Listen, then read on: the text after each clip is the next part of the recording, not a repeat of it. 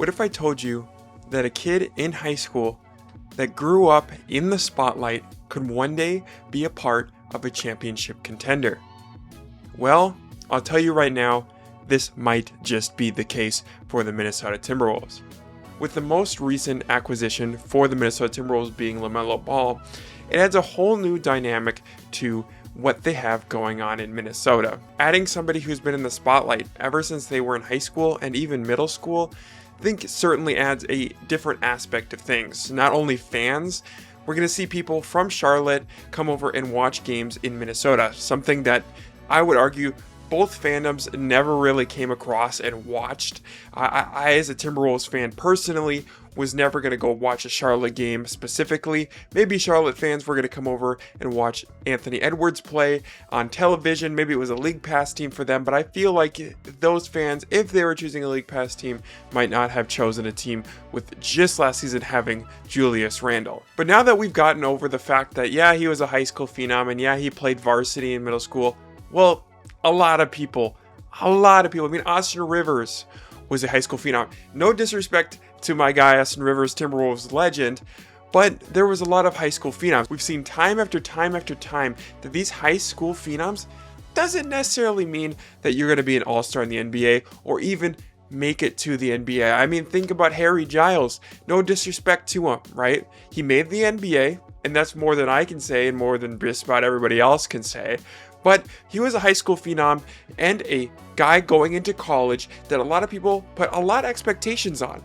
But guess what? It didn't quite work out in the NBA. I believe he's playing overseas right now, and he's been playing pretty well over there. But for now, let's talk about the phenom in Minnesota who could help compete for a championship alongside one of the best young players in the NBA, that being Anthony Edwards. There are a couple topics that I do want to hit though, and that is that LaMelo Ball has the stigma of not being a winning player. I don't think that's necessarily fair for a guy who was drafted to a terrible market. And when I say market, I don't mean, oh, they're low on the market ratings or whatever. I mean literally a team that just genuinely does not know how to put a basketball team together year after year. And you can blame Michael Jordan for that or whoever you want to blame, but hashtag not my GOAT.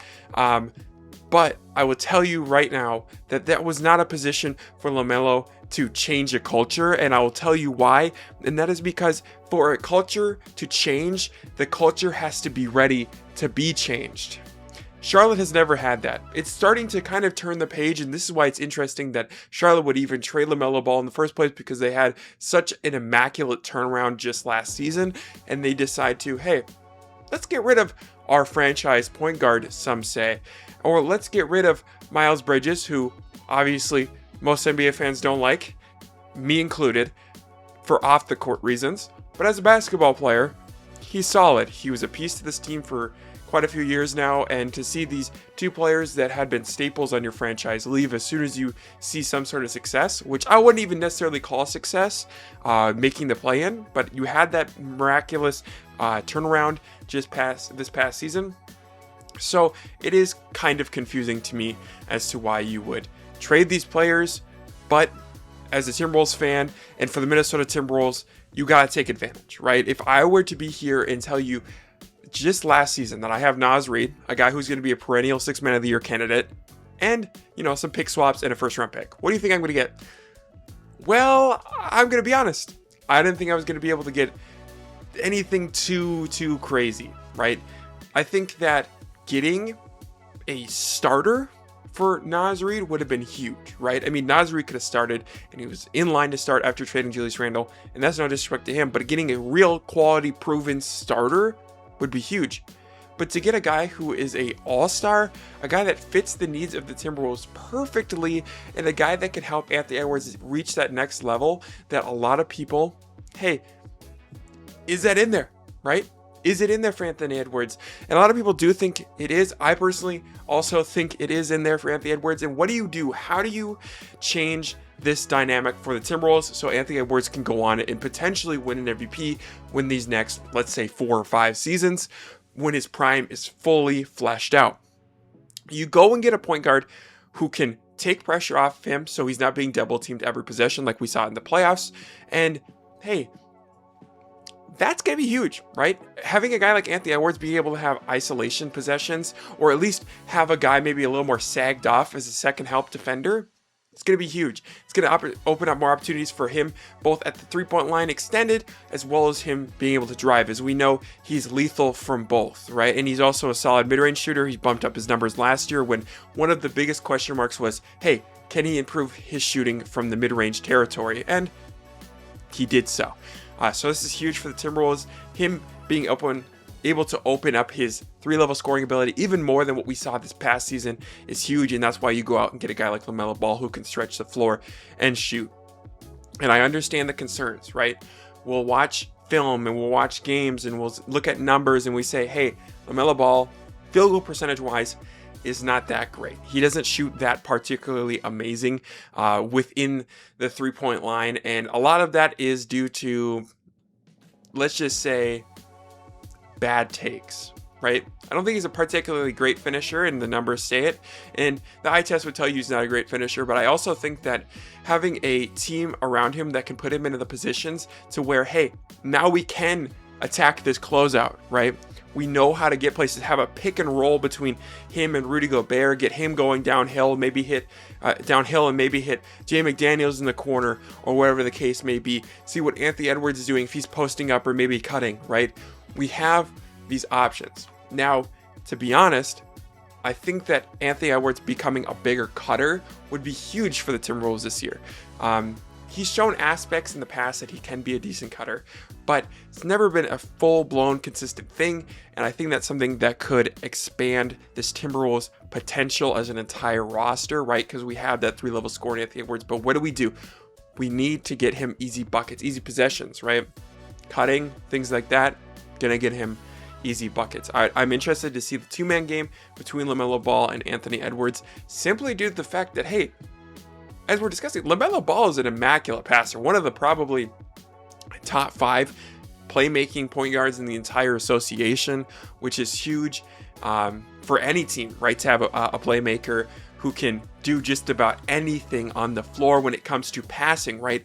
We've seen him make crazy passes. We've seen him just immaculate vision out of LaMelo Ball, and the turnover rate isn't high, which is huge. I mean, we saw Cade Cunningham struggle with turnovers just here in the playoffs when you're playing really good defenses, or rather, I think in his situation, it was more so, hey, nobody was taking the pressure off of Cade Cunningham, right? Nobody was hitting a shot. Jalen Duren was playing like, I don't even know, man. I literally couldn't even name you a player that he played like because it was so bad. Like maybe Rudy Gobert offensively, which is insane because you thought Jalen Duren had this better offensive bag, and then you see me comparing him to Rudy Gobert offensively in the playoffs, which is insane. I was not expecting to say that going into just this past playoffs, but here I am. So having a guy like this doesn't only help, right, Anthony Edwards. Having a guy that can help LaMelo Ball as well is huge, right?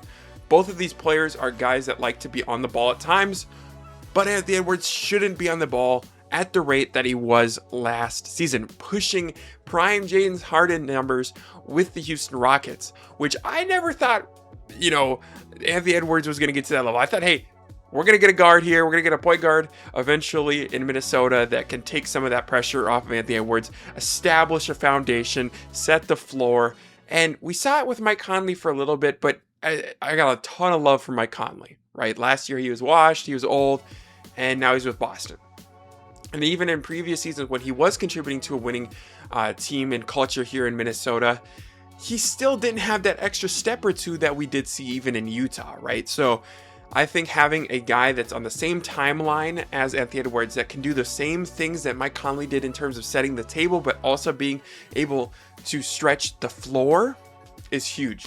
It's something that Minnesota needs to take advantage of, and I have trust in Chris Finch, even though I have had my questions about his coaching philosophies in the past. I think that he is the right coach that come playoff time, he can make the right adjustments and find out ways to get both of these players easy buckets. So for me personally, I'm excited to see what LaMelo Ball can do for the Minnesota Timberwolves. Obviously, he's not some electrifying scorer that you maybe see out of Anthony Edwards, where he may one day push 30 points a night plus, right? Where LaMelo Ball maybe, hey, let's say he caps out his career high point per game scoring, let's say 1 year is 25, right? That's fine. We don't need him to put up 30 points a night. We just needed him to make the correct passes.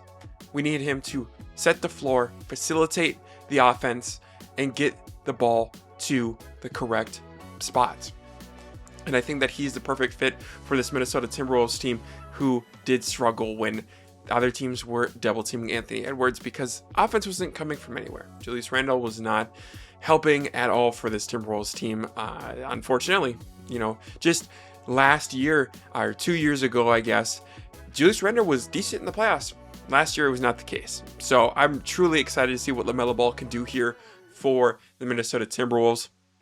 And I'm excited to go ahead and watch him, both obviously on television, but also in person. I will be going and watching a fair few games this season, as I'm very excited.